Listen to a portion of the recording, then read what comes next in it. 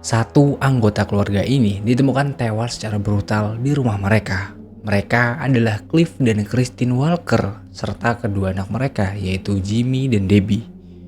Kejadian ini terjadi pada tanggal 19 Desember 1959.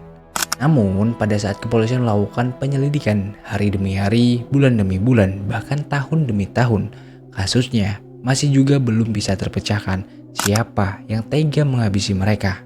Semua penyelidikan yang dilakukan oleh pihak kepolisian nampaknya sia-sia. Banyak sekali orang yang diinterogasi, bahkan sudah hampir ditetapkan sebagai tersangka. Namun, mereka bisa lolos dari tuduhan itu, Pak. Dan ini dikarenakan emang gak adanya barang bukti yang bisa menguatkan penyelidikan kepolisian. Dikarenakan pada saat itu, teknologi belum secanggih sekarang ini, Pak. Jadi, kepolisian juga terbatas untuk melakukan penyelidikan lebih lanjut. Bahkan pada saat ini, pelakunya belum bisa terungkap dan masih menyimpan misteri. Mari kita mengenal lebih dalam kehidupan keluarga Walker. Siapa sebenarnya yang tega membunuh Cliff dan Christine Walker serta anak-anaknya?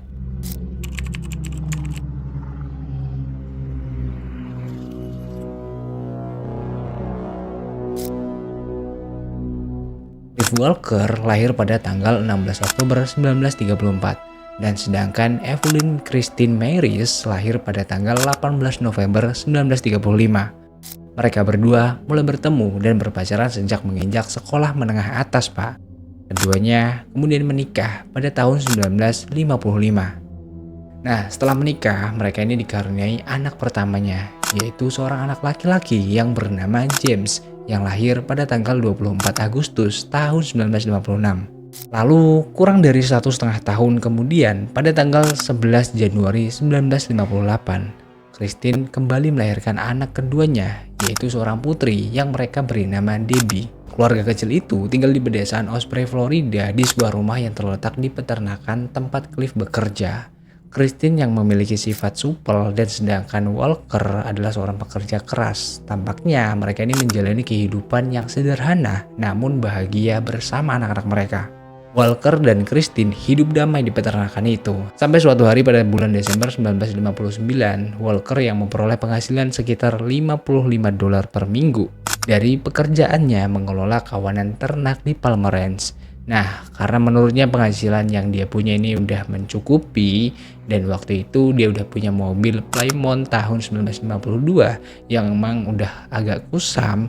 Dari itulah Walker ini berencana untuk menukar mobil itu dengan mobil yang lebih baru, Pak. Nah, tepat sehari sebelum mereka ditemukan meninggal, diketahui Walker dan Christine ini mengunjungi berbagai tempat penjualan mobil bekas. Mereka berkeliling buat nemuin mobil yang cocok, Pak.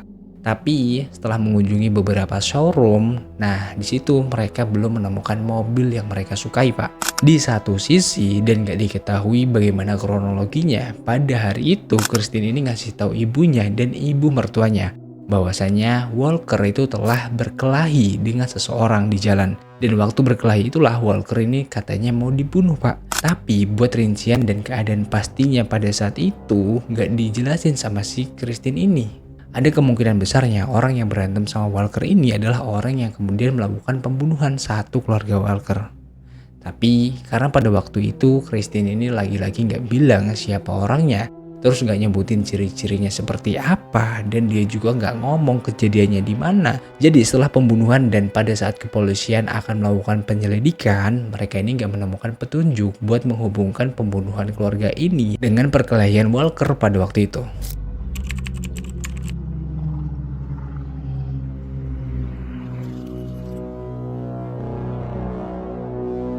Walker yang pada saat itu bekerja di peternakan dan waktu itu dia punya salah satu teman yang bernama Don McLeod. Nah, rencananya Pak, Don sama Walker ini di tanggal 20 Desember tahun 1959, mereka berdua itu mau pergi berburu babi hutan bareng, Pak. Pada akhirnya, tibalah di hari itu. Pagi-pagi banget, Don itu mengunjungi rumah Walker. Pada saat tiba di rumah Walker, ya Don itu kayak biasa gitu ngetuk pintu, tapi setelah dia ngetuk pintu selama beberapa kali, nggak ada jawaban dari dalam, Pak. Di situ Don mulai berpikir dan dia ngambil tindakan, Pak. Dia membobol masuk pintu itu. Nah, sesampainya di depan pintu, tentu aja Don kaget, Pak, dengan apa yang dia lihat. Ngelihat tubuh Christine Walker yang udah gak bernyawa dan berlumuran cairan merah tergeletak di lantai di ambang pintu ruang tamu. Nampaknya dia telah diperkaos, dipukuli sebelum penyerangnya menembak kepalanya. Dan di bagian lain ruangan itu terdapat tubuh Walker dan Jimmy yang berusia 3 tahun yang tergeletak bersebelahan. Keduanya juga mengalami luka tembak di kepalanya, Pak. Sementara Debbie yang baru berusia kurang dari 2 tahun, dia ditemukan tewas di bak mandi dan gak luput juga dari luka tembak di kepalanya. Merasa ngeri dengan hal ini, kemudian Don langsung menghubungi pihak kepolisian, Pak. Setelah pihak kepolisian tiba di lokasi, mereka kemudian menyisir seluruh rumah itu. Satu persatu petunjuk yang ditinggalkan oleh si pembunuh ditemukan pihak kepolisian. Mereka menemukan jejak sepatu boot berdarah, selongsong peluru dari senjata kaliber .22, plastik pembungkus rokok Cole, dan sidik jari pada gagang keran bak mandi. Nah, selain itu juga pihak kepolisian kemudian menemukan sesuatu yang tampak seperti air mani di tubuh Christine, Pak. Kalau dilihat dari keadaan Christine, nampaknya dia juga ini melakukan perlawanan karena di dekat jasad tubuhnya itu terdapat sebuah pompa, Pak, yang dalam keadaan berlumuran darah. Nah, menurut pihak kepolisian itu adalah senjata yang digunakan oleh Christine buat melakukan perlawanan sebelum dia kemudian ditembak. Selain satu keluarga tewas, beberapa barang juga hilang dari rumah Walker, tapi bukan barang yang berharga, Pak. Barang yang hilang itu cuma pisau lipat milik Walker, seragam mayoret milik Christine pada saat SMA, dan surat nikah pasangan itu. Nah, tapi di sini ada hal yang mungkin menarik perhatian kepolisian, Pak. Ketiga anjing pemburu keluarga itu masih berada di depan, dalam keadaan sehat dan gak adanya luka sama sekali di tubuh mereka. Di situ, penyelidik mulai bertanya-tanya, bagaimana si pembunuh itu berhasil melewati mereka.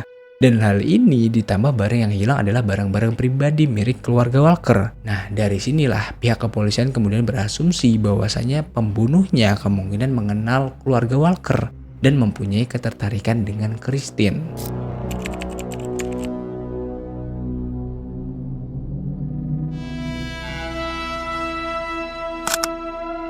Don kemudian ditangkap dan diinterogasi. Namun setelah dilakukan beberapa tes, ternyata Don ini lolos dari dugaan bahwasanya dia yang telah membunuh keluarga Walker, Pak. Nah, ada barang bukti yang ditemukan lagi, Pak, setelah beberapa bulan kemudian. Pada saat itu, ada 3 wanita yang menemukan pakaian berlumuran darah, rok, blus, dan sapu tangan yang terletak di sebuah gudang dekat rumah Walker. Dan bisa dipastikan bahwa barang-barang itu adalah milik Christine dan Walker. Mereka yakin bahwasanya pembunuh atau para pembunuh telah menggunakan barang-barang itu buat mengusap darah yang ada di tubuh mereka sebelum membuangnya di sana. Nah, setelah melakukan beberapa penyelidikan, kepolisian ini kemudian berhasil mengumpulkan beberapa nama yang mereka duga sebagai tersangka. Yang pertama, ada Wilbur Tucker. Dia adalah tetangga keluarga Walker. Tucker adalah salah satu orang pertama yang diidentifikasi sebagai orang yang dicurigai dalam kasus ini. Dia adalah seorang pensiunan telegrafer kereta api yang berusia 65 tahun. Nah, kenapa di sini pihak kepolisian memutuskan untuk mencurigai Tucker? Nah, di situ karena diketahui, Pak, bahwasanya Tucker ini berulang kali melakukan pelecehan seksual terhadap Christine. Nah, pada saat kejadian itu, pas Walker tahu mengenai perilaku Tucker yang gak pantas terhadap istrinya, dia itu pengen banget gitu, Pak, buat nyakitin laki-laki itu. Tapi di situ Christine membujuknya buat gak melakukannya dan malah mereka ngambil tindakan lagi gitu, Pak. Mereka cuma ngelarang Tucker buat mengunjungi mereka lagi. Tapi pada saat diinterogasi, Tucker ini mempunyai alibi bahwasanya pada malam kejadian dia sedang berada di sebuah konser Bradenton dan memainkan biola di sana. Dan dia kemudian lolos dari penetapan sebagai tersangka atas pembunuhan keluarga Walker. Kemudian dia juga meninggal pada tahun 1963 karena terkena serangan jantung. Nah, kalaupun dia mengetahui informasi tentang kasus ini, ya informasinya berarti udah dia bawa ke liang lahat, Pak. Nah, seorang pria setempat bernama Harlan McCall melaporkan ke kepolisian bahwasanya sepupunya Curtis yang merupakan mantan pacar Christine adalah orang yang bertanggung jawab atas pembunuhan keluarga Walker. Karena menurutnya Curtis dan Christine itu terus berselingkuh dan bahkan setelah Christine menikah dengan Walker, Pak. Selain itu juga Harlan ini mengatakan bahwasanya Curtis memiliki pistol kaliber .22 dan sikap Curtis ini menjadi selalu waspada sejak berita tentang pembunuhan keluarga Walker tersebar. Selain itu juga Curtis ini memiliki riwayat kekerasan dan pernah menyerang seorang pria di masa lalunya. Nah, pada saat diinterogasi kepolisian, Curtis mengatakan kepada penyidik bahwasanya dia pernah memiliki senjata kaliber .22. Tapi dia telah menjualnya beberapa waktu lalu dan dia nggak ingat nama pembelinya, Pak. Curtis membantah bahwasanya dia terlibat dalam pembunuhan Walker. Nah, selain itu juga dia membantah bahwasanya dia pernah menjalin asmara dengan Christine. Karena nggak adanya bukti yang kuat untuk mengaitkan Curtis dengan pembunuhan keluarga Walker, kemudian pihak kepolisian memutuskan untuk nggak melanjutkan jalur investigasi ini lebih lanjut, Pak. Dan Curtis pun bebas. Nah, tersangka selanjutnya adalah sepupu dari Walker yang bernama Albert Walker. Nah, kenapa di sini Albert ini malah jadi daftar tersangka selanjutnya? Jadi pada saat pemakaman keluarga Walker, di situ Albert ini menunjukkan kesedihan yang cukup dramatis, Pak. Dia sempat pingsan 2 kali pada saat itu. Tapi di situ keluarganya malah yakin, Pak, kalau Albert ini berpura-pura dan bahwasanya dia sendirilah yang sebenarnya bertanggung jawab atas tindakan keji itu. Dari sini Albert terkejut, Pak, kalau keluarganya telah menuduhnya melakukan pembunuhan terhadap keluarga Walker. Yang kemudian dia yang menyangkal atas keterlibatannya dengan pembunuhan itu. Kesedihannya di hari pemakaman keluarga Walker memang real, Pak, karena pada saat itu dia memang mempunyai hubungan yang dekat dengan si Walker. Nah, selanjutnya kepolisian mengaitkan pembunuhan keluarga Walker dengan pembunuhan keluarga Clutter. Pelaku pembunuhan keluarga Clutter adalah Perry Smith dan Richard Hickok. Smith dan Hickok mendapat hukuman mati setelah melakukan pembunuhan terhadap 4 anggota keluarga Clutter. Mereka ditangkap pada tanggal 30 Desember 1959 dan dieksekusi mati pada tanggal 14 April 1965. Nah, kenapa tim penyidik ini bisa mencurigai mereka, Pak, sebagai tersangka pada kasus pembunuhan keluarga Walker? Nah, karena pada saat itu kasus pembunuhan keluarga Walker terjadi setelah kurang lebih 1 bulan setelah pembunuhan keluarga Clutter. Tapi setelah dicocokkan tes DNA-nya dan mereka nggak terbukti cocok dengan DNA yang ditemukan di tubuh Christine. Ditambah FBI pada waktu itu udah menghapus jejak telapak tangan Smith dan Hickok. Karena emang kasusnya udah lama banget gitu, Pak. Jadi kepolisian juga nggak bisa mencocokkan sidik jari yang mereka temukan di keran kamar mandi keluarga Walker. Meskipun banyak yang masih menganggap Richard Hickok dan Perry Smith sebagai tersangka yang paling masuk akal, ada pula yang meyakini, Pak, bahwasanya pembunuhnya kemungkinan besar adalah seseorang yang mengenal keluarga tersebut secara pribadi. Sayangnya, kurangnya bukti DNA yang kuat untuk diuji membuat solusi pasti semakin gak mungkin. Begitu pula kasus keluarga Walker, keluarga muda yang dibunuh secara brutal kurang dari seminggu sebelum Natal. Masih terbuka dan belum terpecahkan sampai sekarang. Dan itulah tadi, Pak, kasus yang gue bahas di hari ini. Gimana menurut kalian? Kasih pendapat kalian di kolom komentar. Gue mohon maaf kalau ada salah kata dalam menyampaikan informasinya. See you di next video dan jangan lupa klik tombol subscribe, itu gratis, Pak.